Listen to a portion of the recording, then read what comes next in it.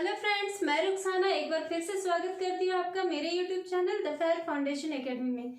Friends, आज हम पढ़ने जा रहे हैं झारखंड के प्रमुख खनिज संसाधन के बारे में। जैसा कि हम जानते हैं, हमारे झारखंड में खनिज संसाधन की बहुत ज़्यादा प्रचुरता है, जिसकी वजह से हमारे जो झारखंड के उद्योग हैं, अर्थव्यवस्था पर भी इसका बहुत ज़्यादा प्रभाव पड़ा है। इसका महत्वपूर्ण योगदान है खनिज संसाधन का। तो आज हम कुछ महत्वपूर्ण खनिज संसाधनों के बारे में पढ़ेंगे जो हमारे झारखंड में उपलब्ध है। सबसे पहले तो मैं ये बताना चाहती हूँ कि झारखंड में जो खनिज संसाधनों की प्रचुरता है, उसकी वजह से झारखंड को भारत का रूर के नाम से भी जाना जाता है, साथ ही साथ उसे रत्न गर्भा के नाम से भी जाना जाता है। देखिए, झारखंड को खनिज की प्रचुरता के कारण भारत का रूर तथा रत्न गर्भा के नाम से भी जाना जाता है। झारखंड में जो खनिज की प्रचुरता है, इसकी वजह से भारत का रूर या रत्न गर्भा के नाम से इसे जाना जाता है झारखंड को। यहाँ पे कितना खनिज का उत्पादन होता है, तो अगर परसेंटेज में देखा जाए तो भारत का जो टोटल है खनिज संसाधन, उसका 40% सिर्फ हमें झारखंड से प्राप्त होता है, और ये हमारे पूरे देश में प्रथम स्थान पर है हमारा झारखंड। चलिए, कुछ महत्वपूर्ण खनिज संसाधनों के बारे में देखते हैं। सबसे पहले हम पढ़ेंगे लौह अयस्क के बारे में। तो लौह अयस्क, इसका जो प्रकार होता है वो हेमेटाइट होता है, और देश में राज्य का कौन सा स्थान है लौह अयस्क में उत्पादन की दृष्टि से, तो यह है 5वां स्थान। उत्पादन की दृष्टि से अगर पूछा जाए कि लौह अयस्क का कौन सा स्थान है हमारे झारखंड में, तो वो है 5वां स्थान। अब इसका प्राप्ति स्थान ये कहाँ कहाँ पाया जाता है, कौन कौन से क्षेत्र में हमें झारखंड में लौह अयस्क मिलता है, तो सिंहभूम, उदाबुरु, नोआमुंडी, जामता, पंचसेरा, किरीबुरु, बादाम पहाड़, इन सभी क्षेत्रों में हमें लौह अयस्क की प्राप्ति होती है।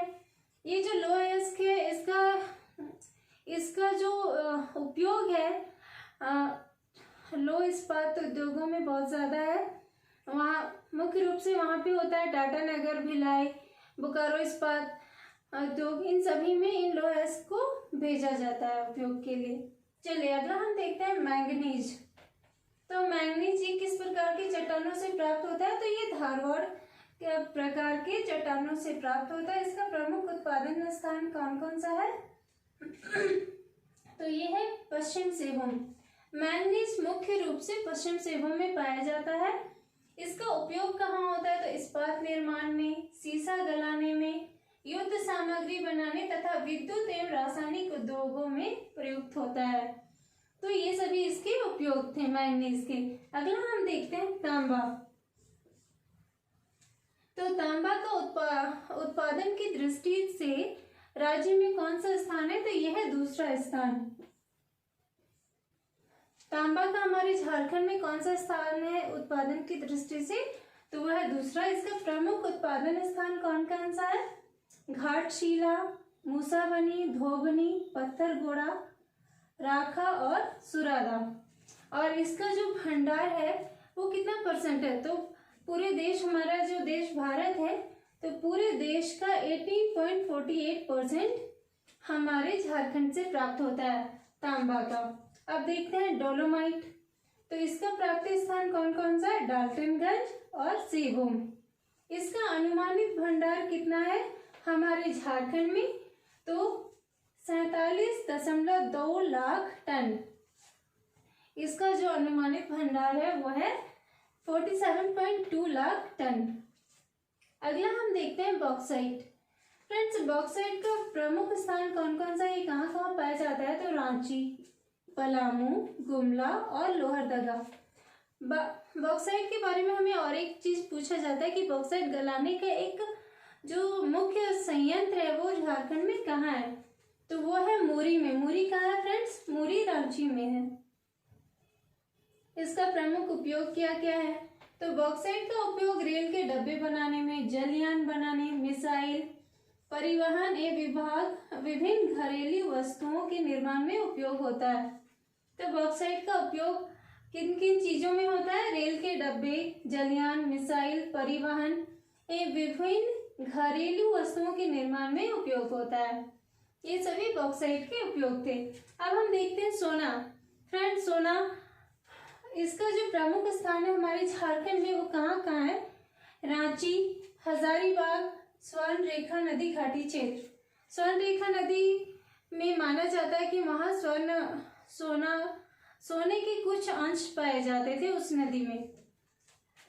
चलिए अब देखते हैं उत्पादन में राज्य का कौन सा स्थान है सोना का। तो उत्पादन की दृष्टि से इसका छठा स्थान है। इसका उपयोग किन किन चीजों में होता है? तो उपयोग हम सभी जानते हैं, इसका उपयोग आभूषण बनाने में, सिक्के बनाने में, टाइपिन बनाने एवं कई प्रकार के औषधियों में भी इसका उपयोग होता है।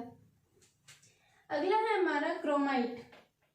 क्रोमाइट कहाँ कहाँ पाया जाता है? तो इसका प्रमुख स्थान है चाईबासा, जोजोहाटू एवं सरायकेला।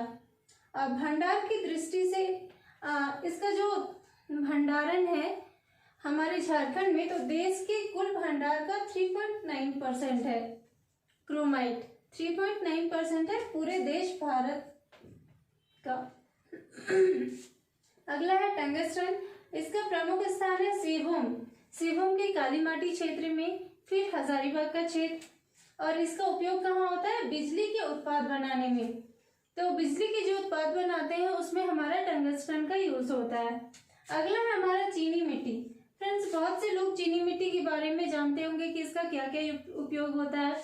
हमारे घरों में भी बहुत सारे चीनी मिट्टी के बर्तन हैं, मूर्तियां हैं, बहुत सारी चीजें होती हैं। इसका प्रमुख स्थान देखते हैं सबसे पहले कि हमारे झारखंड में चीनी मिट्टी कहाँ कहाँ पाया जाता है।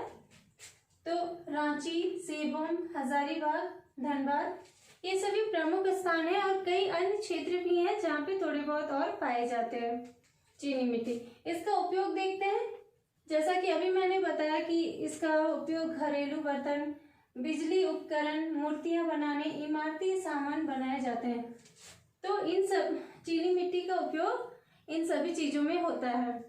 फ्रेंड्स, आज हमने कुछ ये जो खनिज संसाधन के बारे में पढ़ा, तो हमने कुछ ही खनिज संसाधनों के बारे में आज पढ़ा। कुछ और खनिज संसाधनों के बारे में मैं आप लोगों को अगले क्लास में पढ़ाऊंगी। आप लोगों को मेरा ये क्लास कैसा लगा प्लीज कमेंट करके बताएं, और अगर अच्छा लगा तो प्लीज लाइक और शेयर करना ना भूलें।